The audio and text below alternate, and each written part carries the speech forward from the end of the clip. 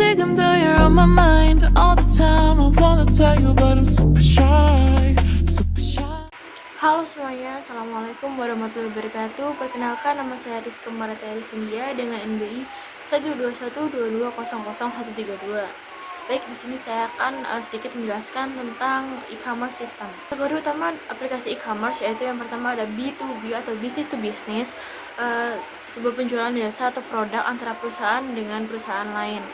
Seperti masuk kayu dengan perusahaan manufaktur. Jadi antara perusahaan dengan perusahaan. Nah, yang kedua ada B2C yaitu business to consumer, penjualan jasa atau produk antara perusahaan dengan konsumen individu. Jadi seperti perusahaan Unilever dengan saya membeli sampo atau sabun di perusahaan Unilever. Nah, itu termasuk B2C. Yang ketiga ada C2C atau consumer to consumer, penjualan jasa atau produk antara konsumen dengan konsumen lain. Jadi seperti saya dengan teman saya menjual lilin homemade, menjual kepada teman saya. Jadi antara individu dengan individu, perorangan bukan perusahaan. Nah, yang keempat ada business to public administration, yaitu biasa disebut dengan B2A, penjualan jasa atau produk antara perusahaan dengan organisasi pemerintah. Yang selanjutnya yaitu tren aplikasi e-commerce. Yang pertama adalah penggunaan AI dan machine learning untuk meningkatkan kualitas layanan dan pengalaman pengguna. Yang kedua ada mobile commerce atau m-commerce yang semakin meningkat dengan bisnis e-commerce yang tidak mendukung akses melalui perangkat mobile, beresiko kehilangan pangsa pasar. Yang ketiga yaitu penggunaan chatbot dan virtual assistant untuk meningkatkan kualitas layanan pelanggan. Jadi biasanya itu kayak CS itu biasanya kan pakai chatbot yang kita chat itu langsung jawab gitu. Yang keempat yaitu peningkatan pengiriman dan logistik untuk memenuhi kebutuhan pasar yang semakin berkembang. Nah, proses penting dalam sistem e-commerce yaitu yang pertama pencarian dan penemuan produk pada fitur pencarian Tokopedia. Tujuannya untuk mempermudah pengguna menemukan produk. Kita kalau misalnya entah Tokopedia atau Shopee atau Lazada itu kan pasti ada kayak putih-putih di atas itu ada tempat search produknya itu.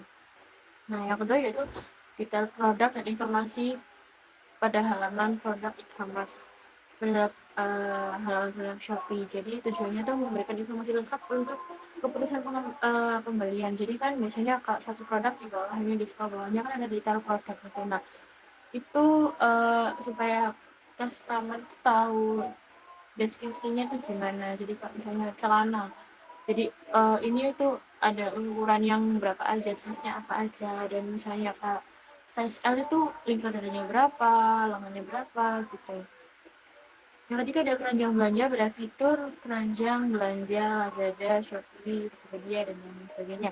Nah, tujuannya untuk menyimpan produk untuk check out yang mudah. Jadi kayak kan pojok kanan atas sih biasanya ada, kalau di Shopee ada gambar keranjang. Jadi itu kita kan biasanya habis nyari produk, terus kita masukin ke keranjang supaya itu menyimpan aja sih.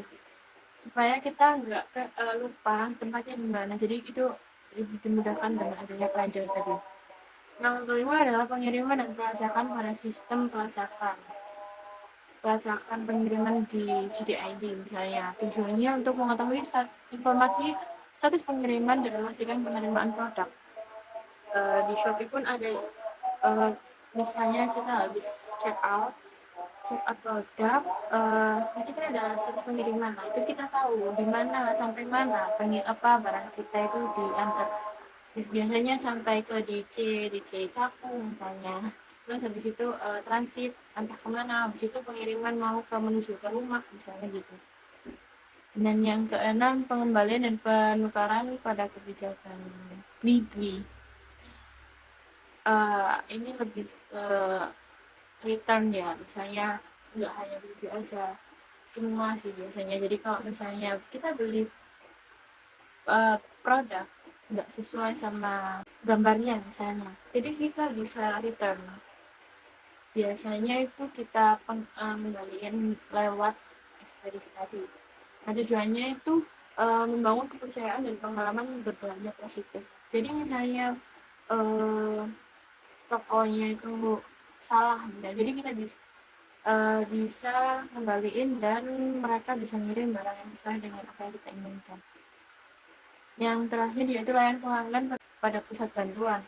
Tujuannya dukungan dan bantuan pengguna. Jadi seperti customer service. Jadi kalau misalnya kita ada kendala entah apapun itu, jadi e-commerce-nya itu ada pusat layanan yang tadi. Jadi untuk membantu kita. Nah, contoh faktor utama dan persyaratan toko web yang diperlukan untuk berhasil dalam e-commerce. Yang pertama itu antar muka pengguna yang ramah, desain yang responsif dan ramah pengguna, meningkatkan pengalaman pelanggan dan memudahkan navigasi. Nah, jadi tampilan e-commerce-nya itu jangan yang ribet, jangan yang ramai lah. Setidaknya dia itu simple dan memudahkan pengguna untuk navigasi, dari pencariannya gampang, penemuan produknya juga gampang. Nah, itu yang harus toko web seperti Shopee dan lain-lain itu untuk berhasil. Jadi seperti contohnya itu kayak toko online fashion dengan fitur pencarian yang intuitif dan data letaknya menarik. Jadi kalau misalnya baju ya baju, lebih dikategorikan aja sih. Yang kedua, keamanan transaksi. Perlindungan data pelanggan dan enkripsi transaksi menjadi kunci untuk membangun kepercayaan pelanggan. Jadi kan biasanya ada enkripsi gitu sih ya kalau di e-commerce. Nah, itu supaya kita tuh bisa aman lah ya, nggak gampang kebobolan. Kebobolan itu pasti ada, tapi setidaknya mereka itu sudah menyediakan keamanan transaksi tadi. Contohnya toko online yang menggunakan sertifikat SSL untuk mengamankan transmisi data pelanggan. Yang ketiga ada proses pembayaran yang mudah. Jadi menyediakan berbagai pilihan pembayaran yang aman dan nyaman bagi pelanggan. Contohnya itu seperti toko online bisa pembayarannya itu melalui pay later, terus transfer bank atau dompet digital, e-wallet yang sederhana, terus GoPay biasanya. Terus habis itu biasanya kalau di Shopee Pay gitu biasanya. Keempat, ada manajemen stok yang efisien. Jadi memastikan ketersediaan produk yang tepat waktu dan mengelola stok dengan baik untuk menghindari kekurangan atau kelebihan persediaan. Contohnya itu seperti toko online elektronik dengan sistem manajemen stok yang terintegrasi untuk memantau persediaan secara real time. Yang kelima, strategi pemasaran digital menggunakan SEO, sosial media, dan kampanye iklan online untuk meningkatkan lalu lintas penjualan. Jadi contohnya itu seperti toko online kosmetik yang aktif dalam membangun kehadiran online melalui konten yang relevan dan promosi yang menarik. Jadi kayak menggunakan influencer biasanya kan beauty influencer sebagai memasarkan produk dari perusahaan tersebut. Berikut jenis pasar e-commerce beserta nilai bisnisnya. Yang pertama itu B2C, business to consumer, transaksi antara bisnis dan konsumen individu. Nilai bisnisnya itu akses pasarnya luas, pengurangan biaya operasional, analisis data konsumen, peningkatan kenyamanan belanja. Yang kedua yaitu B2B atau business to business, transaksi antara bisnis dengan bisnis lainnya. Nilai bisnisnya itu efisiensi operasional, pengelolaan pakan dan pasokan, hubungan bisnis jangka panjang, volume transaksi itu besar. Yang ketiga ada consumer to consumer atau C2C, transaksi antara konsumen dengan konsumen lain. Nilai bisnisnya yaitu pemberdayaan individu, keanekaragaman produk, penggunaan kembali barang, dan biaya transaksi itu rendah. Yang keempat ada C2B atau consumer to business, konsumen menjual produk atau layanan kepada bisnis. Nah, bisnisnya itu akses ke konten kreatif, fleksibilitas penawaran, inovasi, keunggulan, kompetitif. Yang kelima ada B2C, business to government, transaksi antara bisnis dan pemerintah. Dengan bisnisnya itu kontrak stabil, peningkatan reputasi, prosedur terstandarisasi, kepatuhan regulasi. Yang keenam ada government to citizen, G2C, interaksi online antara pemerintah dan warga negara. Nilai bisnisnya efisiensi layanan publik, flexibility, transparansi, penghematan biaya administrasi. Baik, sekian dari penjelasan yang saya sampaikan. Kurang lebihnya mohon maaf. Assalamualaikum warahmatullahi wabarakatuh.